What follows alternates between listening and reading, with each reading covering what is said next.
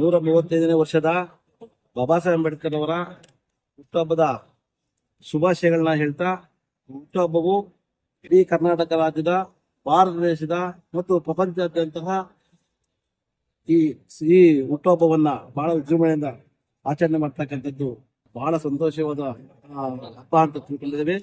ಇದು ಇಡೀ ಭಾರತ ದೇಶ ಅಲ್ಲದ ಇಡೀ ದೇಶಗಳಲ್ಲೂ ಸಹ ಬಹಳ ವಿಶೇಷವಾಗಿ ಸೆಲೆಬ್ರೇಷನ್ ಮಾಡೋದ್ರಿಂದ ಇದು ಇಡೀ ಪ್ರಪಂಚಾದ್ಯಂತಹ ಅವ್ರನ್ನ ಜ್ಞಾನದ ಸಂಕೇತ, ಸ್ವಾಭಿಮಾನದ ಸಂಕೇತ ಅಂತ ಹೇಳಿ ಬಾಬಾ ಸಾಹೇಬ್ ಅಂಬೇಡ್ಕರ್ ಅವರ ಈ ಹುಟ್ಟುಹಬ್ಬವನ್ನ ವಿಜೃಂಭಣೆಯಿಂದ ಆಚರಣೆ ಮಾಡೋದ್ರ ಮುಖಾಂತರ ಇದು ಒಂದು ನಾಡ ಹಬ್ಬ, ರಾಷ್ಟ್ರೀಯ ಹಬ್ಬ ಆಗಿ ಆಚರಣೆ ಮಾಡ್ತೀವಿ. ಯಾಕಂದ್ರೆ ಜ್ಞಾನದ ಸಂಕೇತವಾಗಿ ಪ್ರಪಂಚದಲ್ಲಿ ಯಾರಾದ್ರೂ ನಮಗೆ ಜ್ಞಾನವನ್ನ ಕೊಟ್ಟಿದ್ದಾರೆ, ಸಮಾನತೆಯನ್ನ ಕೊಟ್ಟಿದ್ದಾರೆ, ನಮಗೆ ಸ್ವಾಭಿಮಾನವನ್ನ ಕಲಿಸ್ಕೊಟ್ಟಿದ್ದಾರೆ, ಭಾತೃತ್ವ ಬದುಕ್ತಾ ಇದೀವಿ, ಪ್ರಜಾಪ್ರಭುತ್ವದ ಮೌಲ್ಯಗಳನ್ನ ಕಾಪಾಡ್ತಾ ಇದೀವಿ ಅನ್ನೋದಾದ್ರೆ ಇದು ಬಾಬಾ ಸಾಹೇಬ್ ಅಂಬೇಡ್ಕರ್ ಅವರ ಕೊಟ್ಟಿರ್ತಕ್ಕಂಥ ಒಂದು ಕೊಡುಗೆ.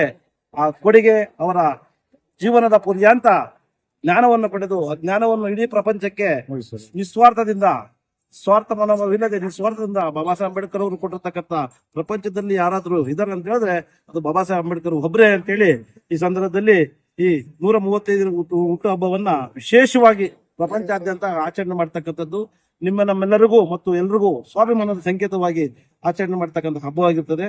ಈ ಹಬ್ಬ ಕೇವಲ ಒಂದು ದೇಶಕ್ಕೆ ಅಲ್ವಾ, ಇಡೀ ಪ್ರಪಂಚಾದ್ಯಂತ ಆಚರಣೆ ಮಾಡ್ತಕ್ಕಂಥ ಹಬ್ಬ ಆಗಿದೆ, ವಿಶೇಷವಾದ ಹಬ್ಬ ಅಂತ ಹೇಳಿ ಈ ಸಂದರ್ಭದಲ್ಲಿ ಇಡೀ ಭಾರತ ದೇಶದ ಮತ್ತು ಪ್ರಪಂಚಾದ್ಯಂತ ಈ ಹಬ್ಬವನ್ನು ಆಚರಣೆ ಮಾಡ್ತೀವಿ. ಅವರಿಗೆ ಮತ್ತೊಮ್ಮೆ ಹುಟ್ಟುಹಬ್ಬದ ಶುಭಾಶಯಗಳನ್ನ ಹೇಳ್ತಾ, ನಾನು ಡಾಕ್ಟರ್ ಕೆ ಪಿ ವೆಂಕಟೇಶ್ ಮತ್ತು ವಿಶೇಷವಾಗಿ ಬಾಬಾ ಸಾಹೇಬ್ ಅಂಬೇಡ್ಕರ್ ಚಿಂತನೆಗಳಲ್ಲಿ ಅಳವಡಿಸಿಕೊಂಡು ಜೀವನಾದ್ಯಂತಹ ಬಾಬಾ ಸಾಹೇಬ್ ಭಗವಾನ್ ಬಸವಣ್ಣ ಅವರ ಐಡಿಯಾಲಜಿಗಳನ್ನ ಅಳವಡಿಸಿಕೊಂಡು ಬಂದಿರ್ತಕ್ಕಂಥ ನಾನು ಕರ್ನಾಟಕ ರಾಜ್ಯ ವಕೀಲರ ಸಂಘದ ಉಪಾಧ್ಯಕ್ಷನಾಗಿ ಕಾರ್ಯನಿರ್ವಹಿಸುತ್ತಿದ್ದೇನೆ. ಬಾಬಾ ಸಾಹೇಬ್ ಅಂಬೇಡ್ಕರ್ ಅವರ ಚಿಂತನೆ ಮತ್ತು ಆದರ್ಶ ನಮ್ಮ ಜೀವನದ ಗುರಿ ಮತ್ತು ನಮ್ಮ ಆಸೆಯಾಗಿರುವುದರಿಂದ 135ನೇ ವರ್ಷದ ಹುಟ್ಟುಹಬ್ಬವನ್ನು ಮತ್ತೊಮ್ಮೆ ಅವರಿಗೆ ಶುಭಾಶಯವನ್ನ ಎಲ್ರಿಗೂ ಹೇಳ್ತಾ ಈ ಕಾರ್ಯಕ್ರಮದ ಬಹಳ ನಾಡ ಹಬ್ಬವಾಗಿ ಮತ್ತು ರಾಷ್ಟ್ರೀಯ ಹಬ್ಬವಾಗಿ ಆಚರಣೆ ಮಾಡ್ತಾ ಇದ್ದೇವೆ.